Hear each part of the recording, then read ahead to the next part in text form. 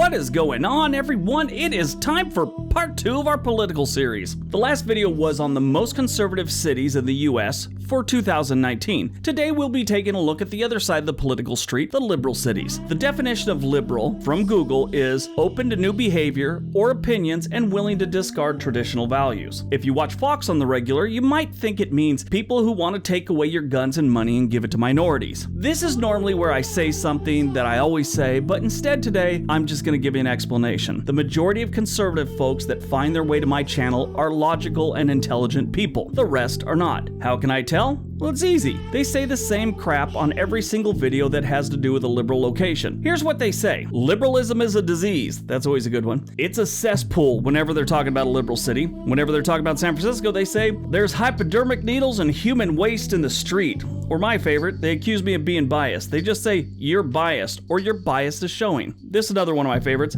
Being liberal is un-American. And of course, there's always Antifa, Antifa, and more Antifa. Now, this really isn't their fault.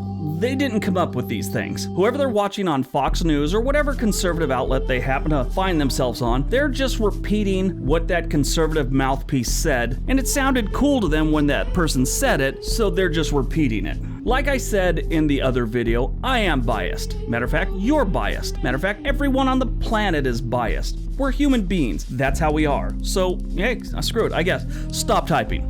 We don't want to hear it. But today's video is about those cities. The cities they're talking about when they get to repeat their favorite liberal jab. So sit back and watch my top 10 most liberal cities in the US for 2019. Number 10, Montpelier, Vermont. It's hard not to be a liberal in Vermont, especially when you keep electing Bernie Sanders as your state senator. Montpelier is said to be the state's most liberal city, with a large majority of the residents that are registered as Democrats and consider themselves very liberal. Here's a little twist though. The Montpelier mayor, Ann Watson, is nonpartisan, meaning she doesn't register as a Democrat or Republican. That right there is an example of how the system's supposed to work. They picked someone who they thought could do a better job, not by who their party told them to pick. Montpelier was settled in 1787 and was incorporated into a city in 1895, and today it only has 8,000 residents or thereabouts. If you want some proof that this place is filled to the brim with hippie liberals, it has a great art scene and is loaded with theaters and museums. That right there gives it away. Number 9, Providence, Rhode Island. Providence is a beautiful city on the East Coast right on the Providence River. The city is known for its seafood and its nightlife, and yes, no conservative city has ever been known for their nightlife, unless of course you consider monster truck shows nightlife. Providence is a very liberal city with nearly 90% of the residents leaning liberal. You can't swing a lobster without hitting a liberal in the face in Providence. Providence has about 180,000 residents and was settled way back in 1636. Now here's proof that the place is very liberal. In 2002 they elected a gay mayor, becoming the first openly gay mayor of a United States capital city. And no, Liberace doesn't count. West Hollywood is not a state capital, and it was only an honorary mayor thing for him. Only lasted like a day. Then he was done mayoring it up.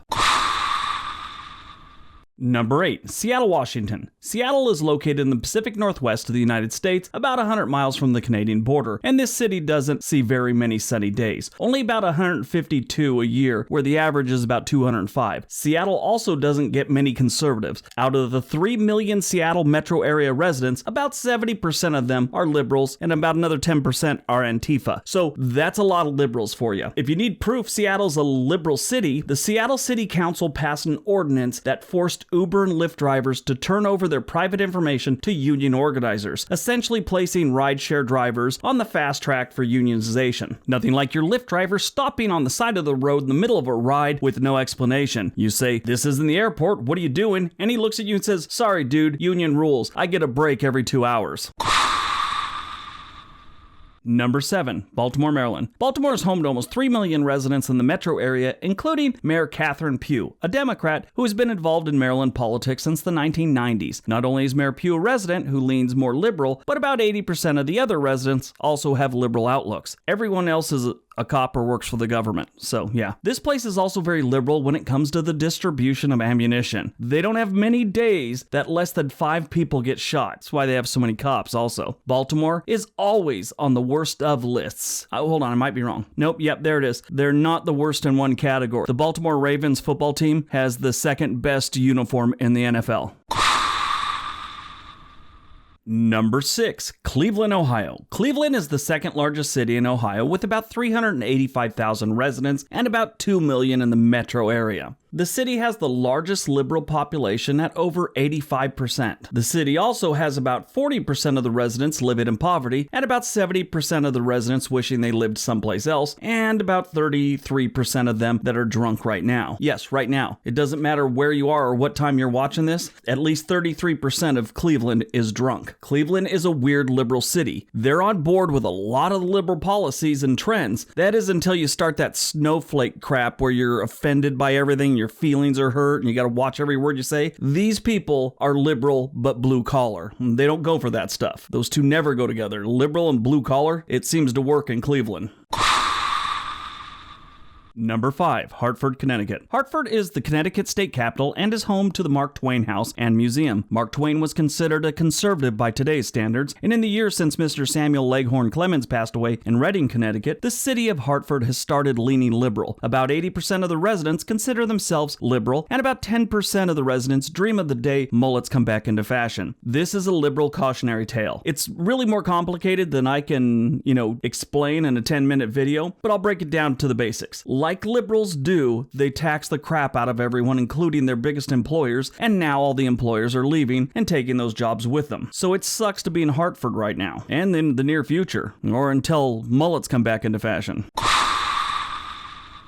Number 4. Portland, Oregon. Now, who didn't see this one coming? It's always on liberal lists. Portland is a city of about 600,000 residents and has been around since 1845. Prior to that, the area was inhabited by 2 bands of indigenous Chinook people, the Multnomah Band and the Clackamas Band. These days, it's home to 3 bands of people, the Liberals, the Libertarians, and Antifa. Now, Antifa isn't as big a deal as it was, let's say, 2 years ago, but basically, in case you don't know the story, during some protests we had when Trump got elected, they caused a bunch of trouble making the news. These days, they aren't a thing, really. Sure, you might find some standing around downtown with some protest signs, but that's about it. There's also 2 dudes downtown Portland that protest breasts and breastfeeding, so they're with some really weird company. Now, here's a great story about the 2 breastfeeding dudes. I was downtown and I saw the breastfeeding dudes standing on a corner. They had a megaphone and they were spewing some bizarreness, okay? I stopped and listened to them for a while, and I finally blurted out, I was once removed from a Hooters restaurant for suggesting breastfeeding to a waitress, and now there's a restraining order. The guys asked me to leave that time, and my only response was, you're not going to get a restraining order on me this time, and I walked away. Anyway, the reality of the Antifa thing's that this is just the conservative boogeyman. It's really not a thing, okay? They're just a bunch of kids that like cover their face and cause trouble during riots, and it's just nonsense. They're just using it to scare conservatives into voting a certain way. That's just a fact. The fact about Antifa is it's just a bunch of kids that do this when they're not playing Dungeons and Dragons.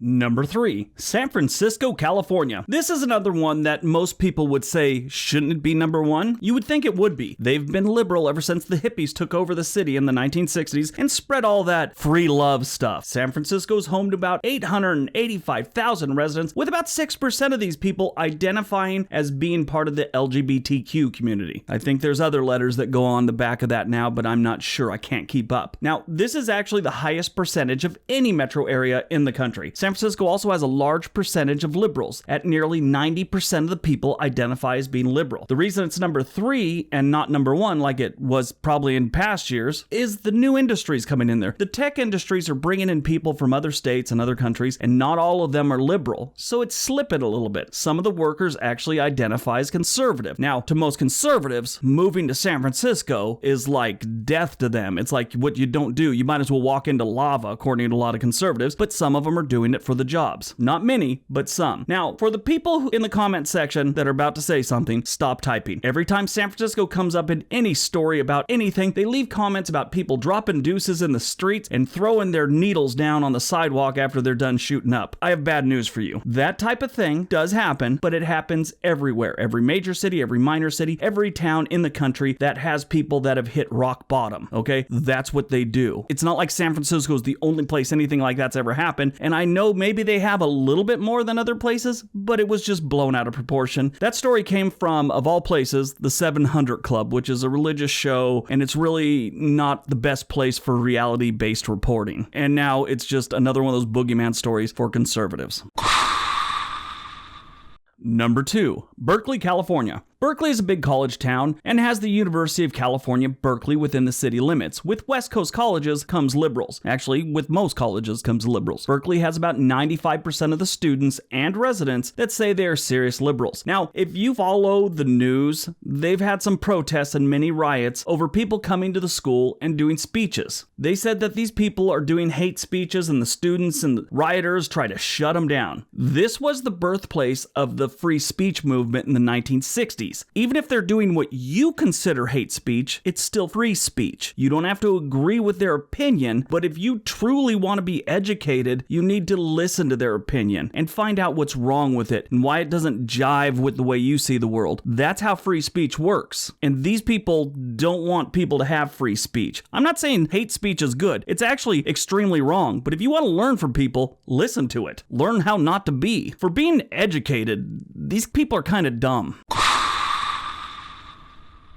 And number 1. Detroit, Michigan. Detroit is Michigan's largest city with just under 1 million residents. The city is the birthplace of the auto industry within the country. Liberals have taken over the city with about 93% of the residents voting for the more liberal candidates, and only about 6% vote for the conservative candidates. Now, the last time Detroit had a Republican mayor was 1969. It can be argued that they've had conservative council members and all that, but the mayor, he sits at the head of the table. He's running the show. Detroit has also been in a downward spiral for decades. Other than a recent downtown revitalization thing, it has been bad year after bad year for far too long. Now, I'm a libertarian that leans liberal, and even I can see that they might want to try a different type of candidate. Maybe vote the other way for a while and see how things pan out. Just my opinion, I could be wrong.